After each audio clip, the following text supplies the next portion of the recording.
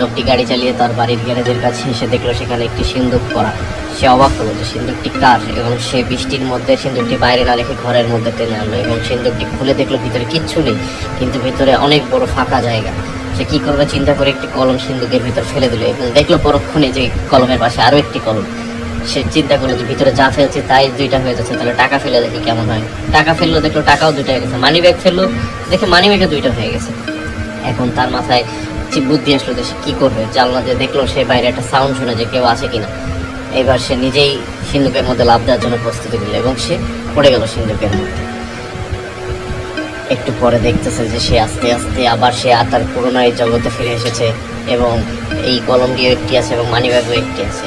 কি হচ্ছে সে কিছুই বুঝে উঠতে পারছে না। জানলা দিয়ে বাইরে তাকিয়ে দেখে সেই পুরোনো টাইম লুপের মধ্যে সে আটকে গেছে। সে প্রথম থেকে সে আসছে, আবার সিন্দুকটা ঘরে ঢুকছে। আসলে এটা একটা কিছুই ছিল না, এটা শুধুমাত্র একটা টাইম লুপ ছিল এবং এই টাইম লুপের মধ্যে সে আটকে গেছিল। সে পুনরায় সাউন্ড শোনা, পুনরায় সিন্দুকের ভিতর লাফ দেওয়া, সব আবার সেম টু সেম আগের মতো হচ্ছে। সে গাড়ি নিয়ে পালাতে যাবে, হঠাৎ করে তার দৃষ্টিভ্রম হয়ে গেল এবং সে কিছুক্ষণ পরে জেগে দেখলো সে আবার প্রথম থেকে কাহিনী।